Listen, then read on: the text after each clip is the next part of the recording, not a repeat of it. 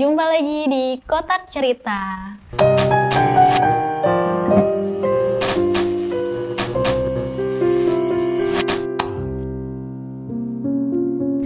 Masih sama gue di sini, gue Araci. Kali ini gue mau bawain cerita soal boneka. Boneka apa nih kira-kira? Bukan boneka yang lucu ya tentunya. Di sini gue mau ceritain sebuah cerita boneka yang terkenal serem banget di negara Jepang. Ada yang tahu nggak boneka apa? Ya, ini boneka Okiku. Nah, siapa yang nggak tahu Okiku nih? Oke, yang belum tahu Okiku nanti gue kasih tahu di konten kali ini ya. Oke, jadi sebelumnya gue mau ceritain gimana pertamanya Okiku ini. Sebuah boneka bisa dinamain boneka Okiku dan bagaimana caranya dia ketemu sama pemiliknya.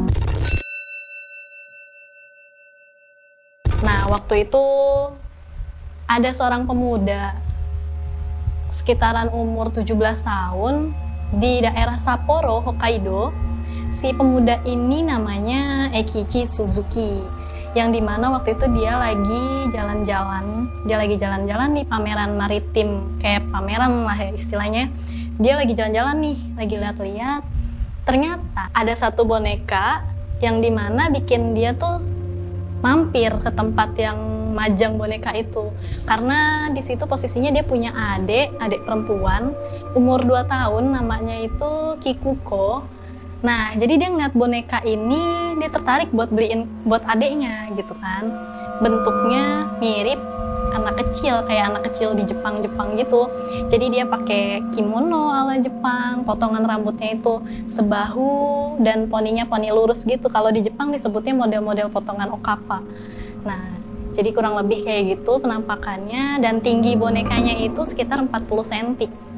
Akhirnya di situ si Eikichi Suzuki ini mutusin buat ya udahlah beli aja nih buat adik gua gitu ceritanya kan. Terus pas udah gitu dia beli boneka ini, terus sampai dia di rumah, dan si Kikuko ini adiknya ya seneng banget dapat boneka gitu kan, namanya anak kecil umur 2 tahun, cewek dibeliin boneka, ya dia pasti seneng banget. Saking senengnya si Kikuko ini bawa main terus tuh si boneka ini, bawa main, dia lari-larian diajak sama dia, digendong gitu bonekanya. Sampai akhirnya si Kikuko ini namain bonekanya dengan nama Okiku. Jadi dari situ nama boneka Okiku itu ada gitu. Berselang 1 tahun setelah itu, si Kikuko ini ternyata sakit. Dia demam tinggi, dia kena flu, sampai mungkin dia tuh nggak kuat ya saking demamnya, sampai dia juga sampai terengah-engah gitu, kesakitan kayak kepanasan gitu saking tinggi demamnya. Sampai akhirnya dia meninggal. Dia meninggal sambil meluk si boneka Okiku itu. Akhirnya keluarganya ngadain acara pemakaman, dan seperti yang kalian tahu di Jepang itu ada budaya yang dimana kalau misalkan ada orang meninggal biasanya dimakamin bareng benda-benda favoritnya dia nih, benda-benda kesukaannya dia. Tapi pada saat itu pemakamannya si Kikuko ini, orang tuanya Kikuko lupa buat makamin si Kikuko ini bareng sama bonekanya. Akhirnya setelah pemakaman selesai dan orang tuanya baru ngeh kalau mereka tuh lupa makamin boneka Okiku bareng sama si Kikuko ini. Akhirnya boneka itu ditaruh di sebuah altar rumahnya. Jadi ada altar, di rumahnya ada altar. Ditaruhlah si boneka Okiku ini di altar rumahnya. Selang beberapa waktu, yang tadinya biasa-biasa aja nih, yang tadinya tuh biasa-biasa aja, nggak ada apa-apa, nggak ada kejadian aneh, tiba-tiba orang di rumahnya Eikichi ini baru sadar kalau ternyata rambut boneka Okiku yang tadinya sepundak tiba-tiba panjang selutut. Dan warnanya pun beda, dari yang sepundak itu sampai ke lutut itu warnanya beda. Dari situ mereka ngerasa janggal. Kan nggak mungkin yang namanya boneka itu rambutnya bisa tumbuh dengan sendirinya kayak gitu. Cuma mereka masih nggak terlalu menghiraukan itu, terus dipotong lagi rambutnya sepundak. Saat mereka pikir nggak ada kejadian yang aneh, ternyata tiap malam mereka itu, semua anggota keluarganya itu dimimpiin. Jadi saat mereka tidur, mereka tuh selalu ada mimpi yang dimana boneka Okiku ini ada di mimpi mereka gitu. Dan saat mereka bangun, ternyata, jadi kalian bayangin, lu semua lagi tidur, terus mimpi boneka itu, dan ternyata pas kalian bangun, si boneka ini tuh ada di samping kalian.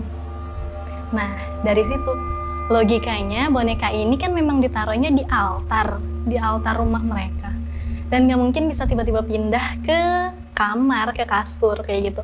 Nah, itu udah sesuatu yang janggal. Mereka udah mikir, oh bener nih, ternyata memang ada yang aneh sama boneka ini gitu.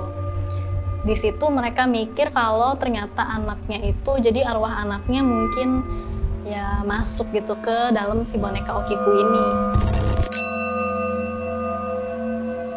Kejadian aneh itu makin intens, makin sering terjadi saat momen-momen tertentu, terutama menjelang tanggal-tanggal tertentu.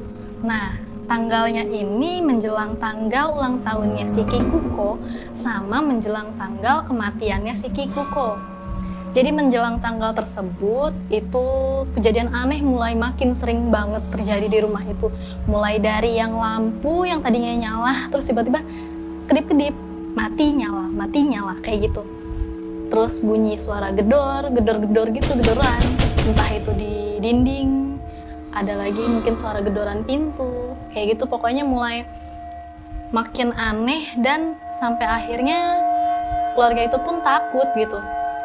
Mereka ngerasa terganggu sama kejadian-kejadian itu.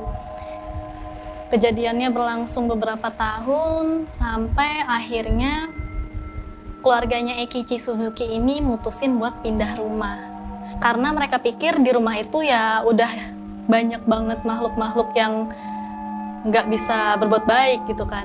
Jadi akhirnya mereka mutusin buat pindah, dan mereka nggak mau bawa boneka Okiku ini ke rumah baru mereka karena ditakutin nantinya saat mereka pindah nih ke rumah yang baru, boneka ini bakal musik lagi gitu dengan hal-hal yang aneh yang nggak masuk akal.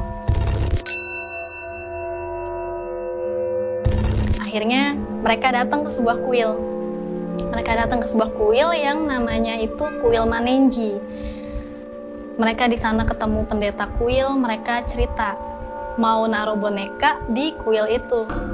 Nah, sampai akhirnya si pendeta kuil ini nanya ada kejadian apa soal boneka ini, dan akhirnya keluarganya si Kikuko ini cerita semua kejadiannya.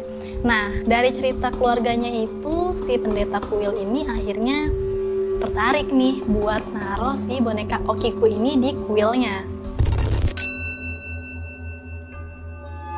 Ternyata memang pendeta kuil yang nunggu kuil itu ngalamin sendiri kejadian yang diceritain sama keluarganya si Eikichi ini, yang dimana rambut boneka itu panjang, makin panjang dengan sendirinya, numbuh kayak gitu, dan dia udah coba potong, dia amatin lagi, ternyata memang bener aja itu rambut tuh tumbuh.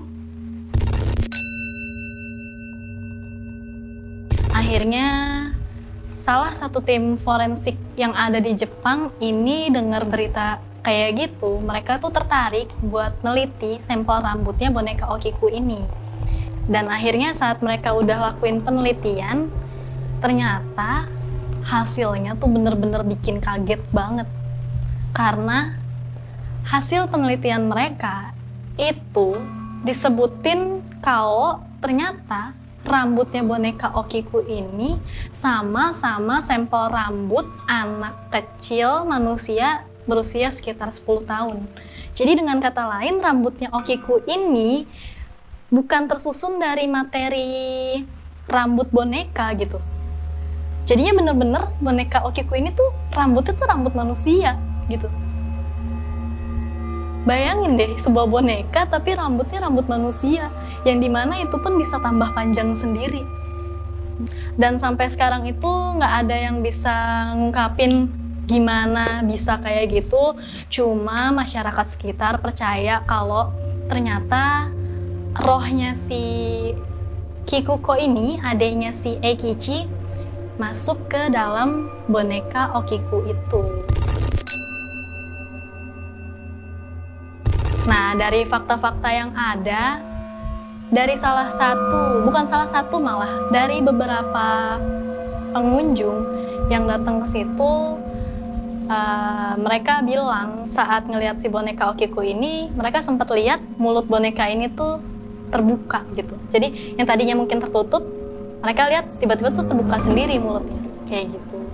Jadi memang ada fakta juga gitu di samping cerita-cerita mistisnya si boneka Okiku ini. Dan memang fakta lain itu ya yang tadi, fakta konkretnya adalah rambutnya dia yang memang susunannya itu kayak sampel rambut manusia.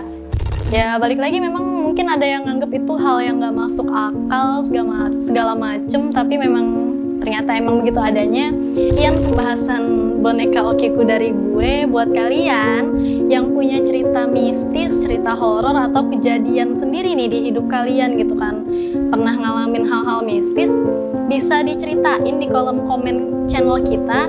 Nanti bakal kita angkat ke podcast kita, atau bisa juga kalian datang ke sini buat ceritain secara langsung gimana kejadian yang kalian mau ceritain ini. Atau misalkan kalian mau DM juga bisa ke Instagramnya Kotak Misteri, itu ada di @kotakmisteri.pr. Kalian DM ke sana, nanti bisa kita bawain ceritanya ke sini. Nah, jadi kalau kalian suka sama konten ini, sama cerita gua barusan, jangan lupa like dan share. Juga jangan lupa untuk subscribe channel kita di Kotak Misteri Production. Sekian dari gue, sampai jumpa di konten selanjutnya. Bye-bye.